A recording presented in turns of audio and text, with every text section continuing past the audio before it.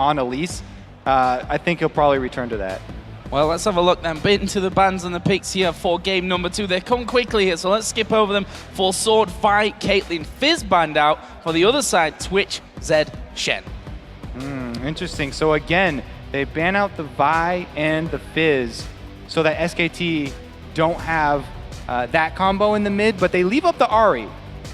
Yeah, very surprising. NaJin, while he had a bit of a rough start to this tournament, I think he really became comfortable very soon, and I really would not be surprised to see an Ahri pick coming out. I think he's just testing us with the Jax, but I wouldn't be surprised to see a first pick. Oh my god, he went for it. All right. That's confidence right there. Yeah, so again, we're going to have Expesin on his signature champion here, but you're right about the Ahri, because that's when, you know, what NaJin has gone to over and over again. However, he played so well on Gragas. I think that they're fine with him having on that as a playmaking champion. Yeah, for sure. I mean, right now we see them considering picking up Thresh. Thresh would actually be a really good pick versus NaJin's Sword. It was banned out in the last game, but Kane has been known to pick it continuously when it is up. He picked it all 3 games in the series versus Gambit, and he made a lot of plays picking up kills on Voidal and just being able to snowball their bot lane to victory. So I would not be surprised to see SKT taking that away from them. So let's see if they maybe heading towards that Ahri here, whether they take that one early. Of course, they'd have last pick and be able to counter whatever comes up next, but maybe that's a big priority for them at this stage. I say will be Thresh, and they pick Elise in. All right, I want to return to the Jax just a little bit, though, because we have Voidboy here, the top laner. If you first pick a Jax, what kind of counter picks are going through your mind when you're looking at what SKT are going to go for next? Really looking at Impact's champion pool, I would not be surprised to see maybe a Renekton come out. Renekton has been really the unsung hero of this tournament. He's gotten picked and banned continuously, and Renekton can beat Jax early game, which is what I really think SKT has to do to take home the game versus NaJin's Sword. If they can't find that groundbreaking just kill after kill early, I really think they might struggle later on. So I would not be surprised to see that come out. All right, so NaJin do lock in 2 champions that they've used already. The Elise again for Watch. That's going to be huge. Early game potential very high on that champion. He also got, he was able to get first blood for his team when they played versus Gambit as well. So he's had very good success on that. And NaJin, we can't say enough about that Gragas. He was able to hold off Faker's lane phase and then make really good picks in the late game. Yeah, for sure. I mean, what we see here is NaJin's Sword just going for the picks that worked out for them in the last game. They picked up Jax, Elise, and Gragas. All 3 picks going phenomenally. They still have their bot lane available to counterpick whatever SKT picks up, and there we do see their Renekton coming out as expected. Yeah, and Expression actually obviously has played a lot of Renekton himself, but on the other side, Impact also has a 100% win ratio with that Renekton at this point. 3 wins out of 3 for that. What are we going to see coming up here, though? Ooh. Faker looking like he might end up taking out that Orianna this time around. So this time around, he passes up the Assassin. This is one of the very few times in any recent history of League of Legends where Ahri's left up and not picked by either team. But Faker also going to go with a little bit more utility-oriented here, more team fight-oriented with the Orianna. Yeah, for sure. Orianna has really good counter-engage potential. So right here we see Jax, Gragas, and Elise, 3 champions that want to get in the mix, get in the fight, and Faker's just looking to counter-engage, be able to group them up, and make the AoE happen for his team to follow up on. I'm pretty expected to see the Orianna pick. She's pretty much the safest mid laner you can go for. All 3 of his main assassins have been banned out. I mean, Ahri is still up, but it did not work that well in the last game for them, so I'm not surprised to see him go for that. Wow, so NaJin Sword looked like they're going to go with pretty much the same strategy here. And that classic combo, we already talked about how well these 2 champions work together because the Leona passive can be triggered by Corki. He changes it up on the last second on me. Of course, take the words right out of my mouth. Zyra definitely more safe, though, than Leona. He doesn't, that takes off a lot of the early game pressure that they were facing. Yeah, for sure. I mean, Zyra is actually a really good pick here. SKT has picked up Renekton and Lee Sin, 2 champions that want to dive into your backline and just create as much disruption as possible. And by picking the Zyra, being able to throw out that Stranglethorns and just prevent them from getting onto their carries and doing anything is going to be really, really powerful for NaJin's Sword. They've last picked the Vayne. Picklett going towards his comfort champion. When in doubt, you go for the Vayne, trying to hard carry. Very interesting pick. Corki and Zyra, I think, can do fairly well versus Vayne and Thresh, so I would not be surprised to see them go for a 2v1. Renekton is a very, very good 2v1er. He's very hard to dive. just can basically farm it out. But I think they might go for the 1v1s just because I think that Renekton pick is aimed at shutting down the Jax early game. So that's probably what they're going to aim for. And if they do aim for that, then that means the bottom lanes matching up against each other. Piglet still holding on to that cleanse, so that is not as effective as the barrier is in those level 2 skirmishes down bottom. And the early edge is probably going to go to that Corki lane there, running barrier. We talked about the fact that SKT are not the best team in the first or maybe second game as well of a best of 5. But if you run the same comp, at least almost the same comp against them, surely that's the best way to let them figure you out. NaJin Sword, I mean, really, they're the ones with the success first, so they're going to stick with what worked. But you're right. If SKT are so good at adapting, they need to win this game. If they don't win this game, then it looks really, really bad for them. Well, thank you very much, Voyboy, once again for joining us and helping break down Champions League. We'll see you back here before the start of game number 3. But for us, we're going to jump into game number 2 as we see if Sword can take a 2-0 lead or whether SK Telecom T1 can bounce back here in game 2 of this best of 5 semi-final. Well, they are in game right now. SKT this time around wearing the red trunks. We can see them barreling down this mid lane as they're about to clash into Sword's 5-man invade. Remember, in the previous game, both teams went for that deep red side invade. As it stands, Sword have not been spotted up. The Sonic Wave didn't connect, and this is very, very risky as both teams are setting themselves up in a position to challenge. Remember, Kane wasn't there, so there was no grasping roots. The question is it going to connect? The grasping roots goes out. Faker's able to sidestep, and he's in a little bit of trouble. Oh, a lot of damage going in. Expression not quite able to get in there, though, and get the stun off. Could have flashed, but that would have been very, very positive at this stage of the game. He could have traded flashes there. That would be a top lane flash for a mid lane flash, though, and Expression not willing to give that up. Well, that definitely could have been different if Kane had been in a position to land that route as SKT were moving in. Instead, he was setting up some wards down on the bottom half of his jungle. You can see some fairly deep wards now from the side of Sword. Once again, outranging SKT's wards. Sword are going to be well aware of where those solo and duo lanes are going to go. We'll see if Piglet can avoid stepping into that vision. We've seen these Korean teams sort of skirting the walls to try and dodge as many wards as possible. SKT starting off here on that bottom side, going to be a 3-man team kicking off with that blue buff. Looks like a similar thing over on the other side there. You can see the pings from SKT, ping the exact position where those wards were put down. I also want to point out that Piglet and Pumandu stayed by their first turret there for a very long time, delaying the information that Sword can get with that deep ward until the minions are out, and then they make the run for the top lane. Well, they are going to get their way up there. The rest of Sword, rather, are still hanging around in that mid lane. It does look like Expression is hanging out by the Wolf camp, and you'll see the duo lane trying to get to this bottom lane as quickly as possible to challenge off against Impact. You do see that Watch is now going to start off his red buff, as this Corki and Zyra are very far behind. They actually haven't got any CS at all right now. Impact has had quite a lot of time in that lane, completely alone.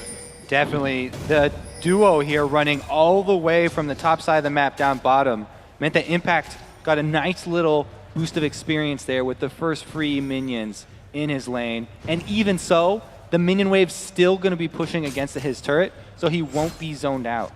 Well, let's talk a little bit about these 2v1s here. I mean, Jax and Renekton, the two unlucky ones, I guess we could say, for both sides in these 2v1 scenarios. Who's going to have the better time of this? Or is it really dependent on those junglers as we see Watch up there now? It really is dependent on the junglers, but we also saw Jax doing that wolf camp first, so he actually came out ahead. Even though Impact was down there with the minions early and got some first minion kills, the whole wolf camp for Expression actually gave him more experience, and he's starting this one out a lot better. So Expression right now hanging around in this top lane. Piglet getting some auto attacks down onto that tower, and you see Pumandu lashing Expression's back with those Thresh auto attacks.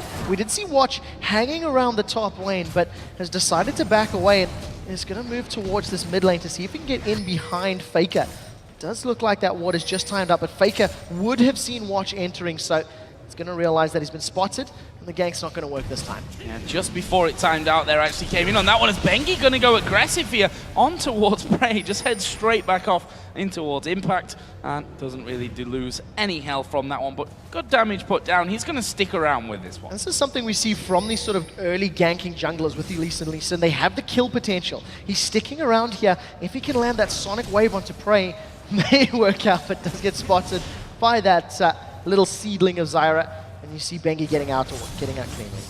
Now, we actually had Elise going for another camp before coming to aid Jackson in his lane and make it a 2 versus 2. So even though Lee Sin up a lot of minion kills. Going up towards Piglet from this one, he will actually make his way away from that one with the flash, and Expression took a lot of damage in the meantime. This bottom lane has also had some more pressure put down, but in the end, both duos staying safe. So no flash though, nor an exhaust for that Piglet. And the top lane right now, Prey and Kane have been jumped. Oh! Impact's gone in, Ignite's sticking, first blood's been secured. Now Impact's been hit by the tower shot. True damage lands. Oh! That's a flash from Prey. Impact gets out. That's a second kill for SKT. Bengi and Impact over the moon. And the bottom lane gets destroyed here for NaJin Sword. Oh, now Faker's under attack in mid as well. He's managed to dodge that cocoon though, just sidestepping that one cleverly, and that went disastrously wrong. Prey thought he had the damage there to finish off Impact, and well, you sometimes think you have it, but you don't in the end, and that's the real Expression down. gets hooked. Expression is going to get hooked and flung back there a little. There's a knockback from Piglet, but Expression's safe there. Fantastic counter-strike, locking up Humandu under the turret. He's going to get out. Now remember, Humandu does not have his exhaust available, so if Watch is able to get in there, and Expression and him can get onto a target, it could work out. Faker now, landing those auto attacks onto Nagne, having a better work of it right now. They trade Ignite for Ignite. Nagne's down to 100 HP, he flashes. Faker takes a tower hit, does get out, and both mid laners stay alive. Ooh, Nagne there. Very, very confident. He goes back in on Faker, able to leave with trading summoners. So actually came out pretty well with that. Crazy, crazy stuff there in that mid lane, but look at this. Bengi's on the Lee Sin. hunt. He's blind, but he can sniff blood here as he lands it on towards Nagne. It was stood stationary there around the corner, and Bengi landing everything that he needed to, and they've got time here for some tower damage as well. Oh, we do see right now, Faker's decided to back away, gonna allow the minions to die to that tower. And this is an early 3-0 lead here for SKT. 2-0-1 on that Bengi Lee Sin. He's already got a double Doran's Blade start, so it's a slightly different item build than we've seen from the previous game. He is going to make his way down to this bottom lane, has his Dragon Range available. Impact does get rooted up. Bengi is looking for Prey. Can he catch him? Does land the Sonic Wave. Prey at half HP. There's Impact slicing him once again. The stun not quite holding him up for it long enough. That's a great grasping route. SKT not able to follow through. I'm very curious why Bengi's deviating from his normal build here, where he rushes those Moby boots and puts so much emphasis into that vision. You're right about that double Doran's Blade start. He's really going to have to make an impact in these early fights. Well, it does seem like his roaming has been working out right now. Almost able to secure the 4th kill there for SKT. Prey was forced to use that Valkyrie over the wall. Did manage to get out with the aid of Kane's roots. Now, after a little bit of passiveness in this game, we do see that there's a CS advantage in the mid lane. 20 CS for Faker over Nagne. In the bottom lane, as far as the AD carries are concerned, I mean, Piglet is ahead of Prey as well. Prey finally returning to lane. So all things looking very good for SKT, a 2,000 gold lead. Very rosy indeed. That 2,000 gold, definitely different to what we saw in that last game, isn't it? It took us a while to see first turrets, first blood coming in there, and certainly a long time until one team really started to pull ahead. Here is a blue buff pass over on towards Nagne, who took his eye off the ball a little bit earlier on, was taken down by Bengi. Can't afford to let that one happen here again. Looks like this time around, NaJin are going to put a lot of their emphasis again onto Expression. But because they were 2 versus 1 lanes, both of the solo laners very low farm. It's going to take Jax a long time to get to the point where he can carry the team. Well, we do see that Watch is moving up to this top lane, trying to set something up on Humandu and Piglet.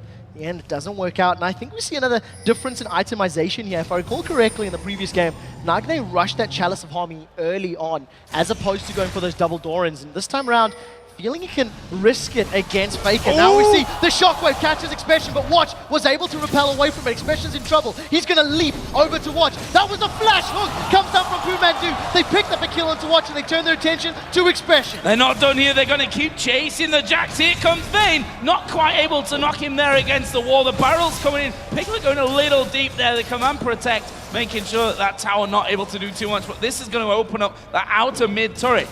They're going to bash away on this one. They've got a numbers advantage. Expression just out of sight there from SKT. This will be the first tower of the game as SKT set up a great roam. There's some pretty good damage there from Nagne, but it's not going to be enough to save this tower. In fact, it is, as he cleared the minion wave. Now let's look back. That was all set up by this very deep ward up top, this pink ward from SKT, which saw the invade from Watch and Expression. And the lanes did exactly what you need to do when you get that amount of intel, and without NaJin swords, knowing that they did a great job collapsing, able to come out with the kill and the extra pressure on the mid turret. Lock down that scoreboard right now, and specifically at the creep score. 46-27 in the top lane. Similar coming out of the jungle. Similar lead there in that mid lane. The bottom as well. Piglet has that lead over Prey.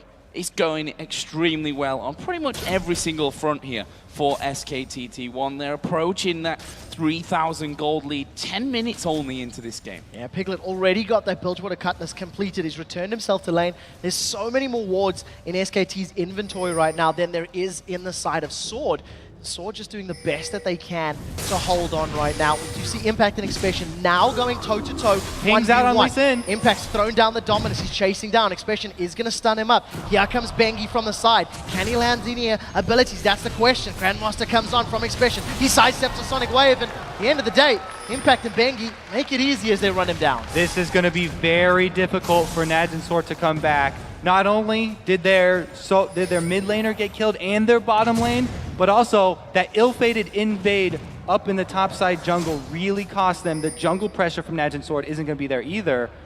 Very difficult always to invade on the dual lane side. Now it's Prey and Kane that are under attack. Faker's got his shockwave available. We'll see who decides to go in first. The death sentence doesn't land. Here comes Faker from the side. He's got the attack down. Oh, but Prey and Kane still sit there behind them. Sorry, there goes a shockwave. Prey tried to flash it. Box goes down. Good disengage there. Pumandu tanking up the turret. He's actually going to fall, but it will be a 2-for-1 in the end.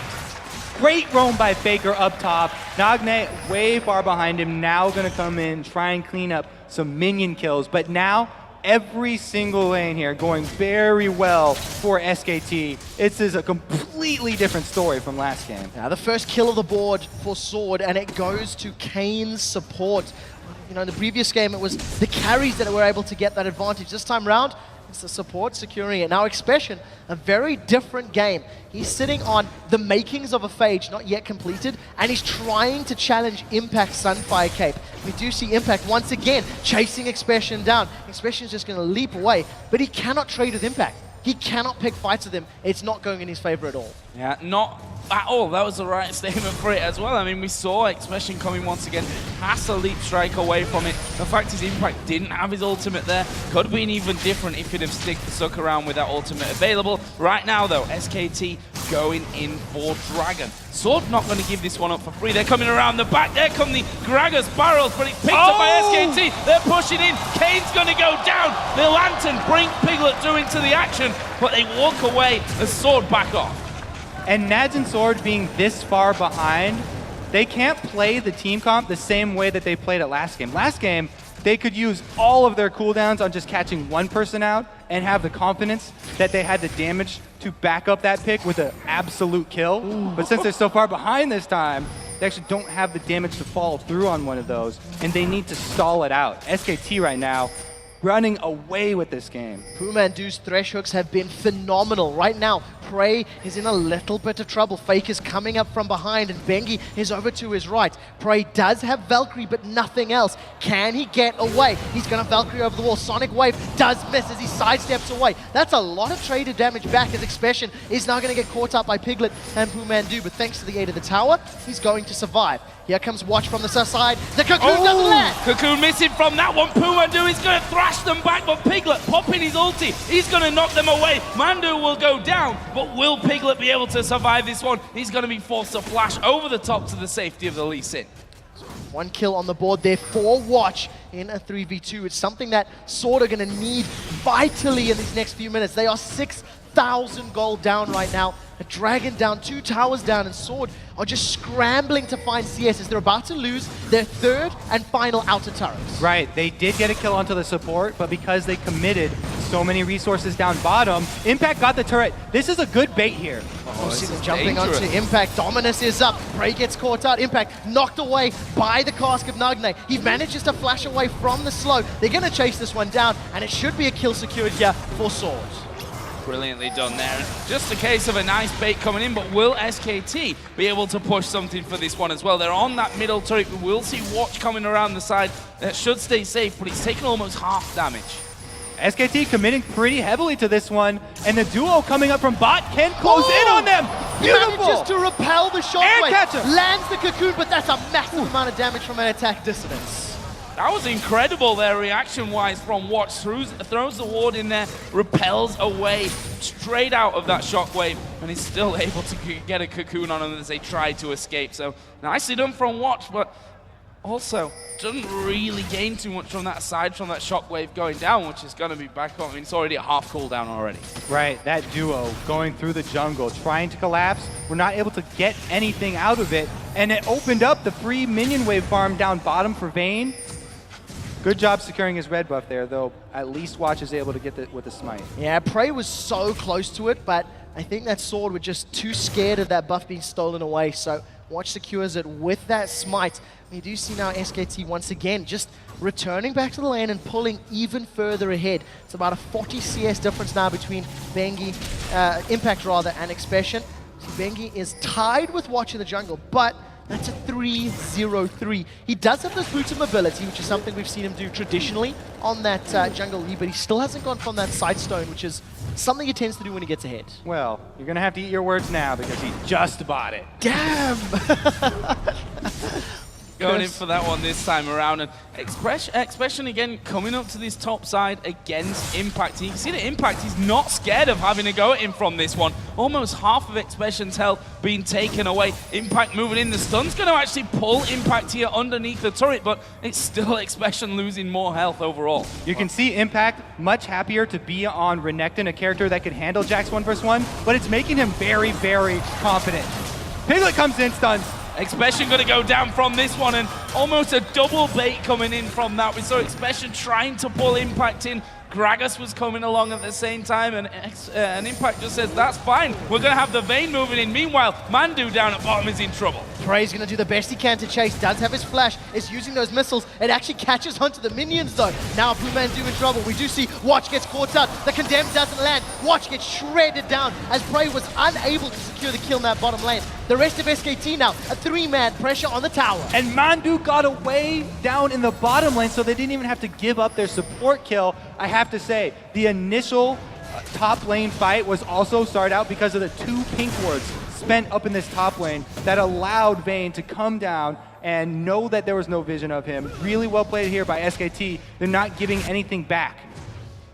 That's Prey down in the bottom, trying to pick up the first tower of the game here for Sword. Let's not forget that. They've not been able to do that up until now, 17.5 minutes into this one. You see Prey just keeping the minions away from that tower, and that will finally get pushed down. Let's have a look at the overall score and how it stands at this point. 10-3 in kills, 4-1 in turrets, and that gold right now at 7,000, the lead for SK Telecom. The thing that's more scary about that is where that gold is clustered right now. You can see an Athene Sorcerer's Shoes and a Needlessly Large Rod completed for Faker, in comparison to just that Athene's and those Dorans. A completed Blade of the Ruin King for Piglet, Sunfire Cape, and the Cowl for Impact. They are just so tanky and have so much damage to back up their front line. It's very difficult to see how Sword are going to get their way back into this game, especially if Expression gets caught out. Bengi's going to chase in there. We do see the attack in distance. He's connected with the Sonic Wave. Oh, going to push through this one. Actually kicking Watch away, but there's the shockwave. Expression dives away. The Q will hit him. It's Faker that picks up the kill in the end. Nice chase down. Good job there. Bengi actually dodging the stun and then kicking back, maybe the wrong target right there, but they got the kill anyway, so it was all worth it in the end. Right now, SKT hold onto this lead. Dragon has respawned, and knowing that Expression's not going to be able to jump in to help them out, may decide to go for this one. Instead, they're going to use Dragon as a bait. Sword are going to be aware of the timing. They're hanging around in the bush, and they've started it all. I also really want to point out that Impact is doing a better job split pushing on Renekton than he did on Shen. Even without the global ultimate, the possibility to join his team, he has the confidence in this Renekton to 1v1 people, and he has the ward coverage to back this up. Team there just stood. Not anymore, Pretty much watching Sword go in, come back out. Okay, no problem. We know you're there. I am not scared of you at this point. Meanwhile, Faker and Mandu here coming around the side. Sword, see that as the hook comes in, and there is a steal. Faker says thank you very much and walks away with the blue. Mandu and his death sentences not only securing kills, but making sure the buffs are secured for SKT. They're completely controlling this game here, and Sword is scrambling to find their way back into this game. They've got Impact split pushing the top lane. They've got Piglet split pushing the bottom lane, and it's a very difficult situation to be in. Faker now, with everything available to him, is staring down the barrel of NaJin's Gragas. As it stands, neither of them have gone toe-to-toe. It's once again, it's been a farm fest for our mid laners, and it's really been about the jungler helping out the other lanes to get this early stage of the game going. So a bit more farm back here on that bottom side for Prey. Trinity Force Sorcerer's Shoes is what he is working with right now. Other side, we can see that Seal now added into the Blade of the Ruin King for Piglet's Vein. And look at this, the start on the Baron. There is a ward there, so I think that they've seen this happening. And Sword are actually closing in now. So here comes Sword from the side. They're aware of this. The death sentence goes out. It doesn't manage to connect though, and Sword are a little bit split up. Faker using the movement speed from distance. Bengi wants to catch somebody. Can he get the kick? The Sonic Wave doesn't manage to connect with anybody though. And he's going to back away, and SKT lose a bit of HP to Baron, but no fight comes to that one. Expression alone in the top lane. They have to be very careful here about the steal that's possible from NaJin Sword. So SKT have to be very careful clearing out all the vision. Right now, they're just trying to bait someone close enough from NaJin Sword that they can grab a pick. Put the bait on the hook. Kane, don't take it. Will they bite here? Kane moving forward step by step. Nagne here around They the got side. Watch. There's the barrel coming in. Watch is going to be taking a lot of damage there. Repels away. There's a barrel over the side. This is good damage from them. Mandu going very low. Bengi is low. Impact comes over from the side to shield some of that one. And there is a Valkyrie off from Prey. That overall wasn't that bad from SKT. Yeah, the area of effect magic damage in the back line just destroying SKT, taking their health so low that they could not commit. Right now, Sword realizing they've got some HP advantage, have stuck around in this mid lane. We're definitely toying with the idea of shoving this tower down. However, the wave clear from Faker is so good that the minions were just melted before they got anywhere near it. And SKT hold on to that 9,000 gold lead. However, at 22 minutes, it is a little less impactful than it was at 15 minutes. And while it's still massive, Sword have to keep hoping for those defensive starts. They have caught Faker out. There's a shockwave though, he lands it onto two of them, and look how low both Prey and Expression got. Here comes Bengi. Are they going to fight? Oh, he wants Mandu's it! going to get locked up. He does go in there, but he's going to pay the price. The shutdown coming in for Nagne. His Dragon Rage was still on cooldown. Just another second there. Bengi flashed in and could not finish off Prey. Well, right now, we do see Bengi with his life down. He's going to be unable to help out. He has a replay of that fight. All right, so this is where they catch out Baker, but the beautiful shockwave right there isn't able to get Prey and Expression low enough. You can tell Bengi's going around the side to try and land that Sonic Wave, and even though he gets Expression, he flashes over to try and finish Prey, but he just pulls out a kick instead of the actual Dragon ultimate right there. Not right available, and he can't finish him off. Little bit unfortunate for them there on that one. So let's take stock again. 23 minutes we are into this game. That 9,000 gold lead still standing. 4-1 in turrets for SKT. It's not looking good for Sword. We talked about the fact that SKT are an incredible team at adapting. And so far they seem to have done that after Sword picked a very similar lineup in game one. Yeah, right now, Sword just doing the best they can to hold on to this matchup, and they had a very advantageous fight that allowed them to not only prevent the Baron from going down, but actually almost get some kills. And we'll see if they can find that situation again. I feel like SKT may not group up quite as tightly to run the risk of being caught by Nagne's ultimate.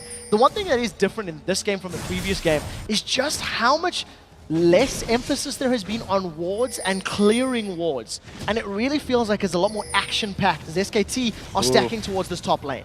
Walking straight over the ward there, and that cocoon came around the side just to push them away from that area. SKT not going to be gambling anything at this stage on that one as Impact dives in, and so far for him, I said it before, that his Renekton is incredibly good. 3 for 3 so far here in the World Championships, and right now looking like a 4 out of 4 for him, to be honest.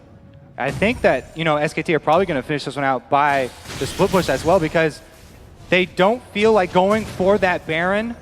After Bengi right there literally had 1 second left on his dragon kick, his dragon rage, and he couldn't get it off. It doesn't seem like luck is on his side, so they don't want to go with that Smite Wars, and they'd rather just shove down turrets. Yeah, they're focusing it down. Tower is getting dropped very, very quickly. Barrel comes up from Nagne, but does absolutely nothing. A decent Strangleforce will interrupt SKT from re-engaging, but here they come! Wow, the shockwave comes down. Prey, he's going to be finished off, and look at Piglet ripping through Sword here. That's 3 men down. Triple kill. Is he going to be able to pick up 4? The barrel comes back. Piglet won't be able to catch up, but it's 4 kills for them coming in total. Only Nagne stays alive. They're going for the turret. Piglet was so deep right there, he was closer to Najin Sword's base than Najin Sword were, in the middle of 3 people, able to hunt them down and finish them off. This is going to be an inhibitor. The inhibitor has been taken out. SKT tanking up that tower until their minions have conga lined in. Death sentence from Pumandu, running enough interference. Sword, 11 kills down, an inhibitor down, and a massive amount of gold. Here's the fight, Kobe. Let's go back through this one.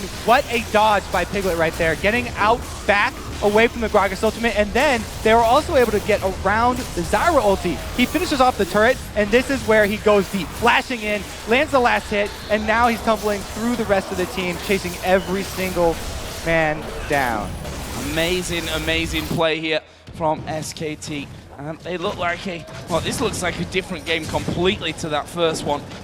One-sided affair so far here for SKT. We'll see, though, how they're able to close this one out. We've got Dragon up here. Baron, of course, is still available for the taking. A slightly different itemization here from Piglet as well. After picking up that Phantom Dancer, he's grabbed himself a Hex Drinker, and I guess against the immense amount of burst that comes from Sword, as well as every single member doing magic damage, that makes perfect sense. Now, with the super minions on the bottom lane, SKT are going to pick themselves up a Baron. They've got great control of vision, and this is completely uncontestable by Sword. All right, so they will take the Baron when they have total vision, not only of Baron Pit, but also all the paths leading to Baron Pit. Pretty much the safest Baron you could ever hope for, I think there. Complete control of everything going in. SKT, meanwhile, pushing in for turret number 7 here, the inner turret in this top lane. They cannot defend this one because Expression is still split pushing bottom. Very, very dangerous for them to even be close. Well, right now you can see without the numbers advantage, Sword haven't even tried to challenge. Pumandu was looking for that death sentence from over the tree line and didn't manage to connect with anybody. Right now, SKT, they keep the numbers. There's a 5-man team in this top lane. There are super minions getting closer and closer to the Nexus. They have caught watch. Pumandu decides not to go in. Shockwave is available. If it's going to come down, Faker holds on to it this time around, and SKT haven't exactly jumped on this fight, waiting for the minions to back them up. No need to take a risk here for SKT. They're going to be regenerating all that poke that comes out from Sword slowly but surely, and probably going to put down a lot of damage on their own as things go through. Just waiting for that next wave of minions to come down the turret. There it is. Actually, we saw the flashes going in from that one. Impact having to get himself back away, not quite going to plan. Nagne's explosive cast was used in that engagement though. Faker has held onto his shockwave. Now we have a 5v4. Expression is close by, but it'll take him a couple of seconds to get there. This is going to be very hard for Najin Sword to continue defending. Expression actually going in on Bengi here. Probably won't follow it up though. Pumandu almost connecting with that death sentence. Not managing to grab a target just yet. Expression and Watch toying with Impact, but that's definitely not something that'll work in their favor. Piglet once again landing a couple auto attacks onto the tower. Sonic Wave connects, but no follow-up. Watch once again repels the Shockwave. He comes back down, almost gets caught by the death sentence. And Pumandu once again applying so much presence around these towers. And they've been able to defend until Nagne's ultimate comes back up. So he's only got 4 more seconds left on that one. The Gragas will be available. If NaJin Sword want to make a play, it's going to have to be with that barrel landing in a perfect position so they can follow up with their skill shots AC and chain it. Look at this here from SKT. Going to the top, bit of damage. Mid tower, top tower, mid tower, top tower, exchanging themselves between the two there as those minion waves streaming on both sides of things. And again, they push on towards that mid. There is Expression jumping in. Gonna get a good start off there. There is a barrel as well. Strangled Thorns will knock up Mandu. The hookers landed on towards Prey, but SKT going a little bit low from this. Looks like they want to back away. There's the damage onto Watch. He's coming straight down onto home. Piglet gonna pick that one up. He's now dominating. Now, right now, Sword doing the best they can to hold on with 4 members. They've held off for the most part, but Impact untouched. They've caught Prey. Prey's down. Here comes Piglet. He manages to cleanse off the root, manages to pick himself up a kill, and he focuses the rest of the damage to clear out the minions. SKT hammer down the 8th tower of the game and their 2nd inhibitor. Impact is so ridiculously tanky on Renekton. Don't think NaJin Sword can ever take him down. Now they're going on Nexus turrets. Now look at the shield there onto Piglet coming out from Faker. They are going to take down that first Nexus turret. Nagne on the top side here with Gragas is going to get jumped on. Expression comes out. There's a barrel flinging him off towards a fountain, which won't make that much difference. Nagne moves off to the top side. Second Nexus turret goes down. Nagne does pick up the kill on Bengi, but they're pushing in for the finish here. They're trying to take down the Nexus, and they will take down the Nexus. Telecom T1 pick up game number 2 here and bring us all square at 1-1. And compare the way SKT used the Baron to how Sword used the Baron in the previous game. Sword waited until the last 30 or 40 seconds of Baron to try to force those objectives, try to force the towers. SKT planted themselves as a team in front of those top and mid lane inhibitors and refused to be budged. They just kept waiting for minions, get some auto attacks down, rotate, auto attacks, rotate, over and over until they found the opening they wanted. SKT looked like they were not going to wait for anything all game long. They kept on taking objective after objective. Really, really quick start for them. And NaJin Sword, basically, they showed them the exact same plan coming into the game. SKT did make their adaptations, and they definitely answered big, bringing it to 1-1 already. This is an exciting matchup. Does that mean that we're going to see a complete switch of ideals and strategies coming out, do you think, this time from Sword? I think now it's definitely on Sword to make the changes here. I mean, they came out with the first strategy, worked great the first time, but we've seen that it's not going to be reliable. I'm trying to test my mind here and think back to any other series where a team has run basically the exact same comp 2 games back-to-back, and I can't think of an example in a very long time, if any. And more importantly, that would work. If you lose to a composition at this level of play, and you know what it was that you lost, where the mistakes were, you're not going to play the same going into game 2. So I've got to question the decision-making from Sword here, running 4/5 of exactly the same comp and playing it in the same manner. And I think a big part of why it was successful the first time is because they were able to bait SKT. They got them to pick that first pick Shen, which is basically how Jax got to the late game, and they got the super-fed Jax. They had no chance of getting that super-fed Jax this time. Going into the 2v1 lanes, he never got there. Well, we're going to send it over to Riv and his crew for a look at SKT's dominating Game 2 victory.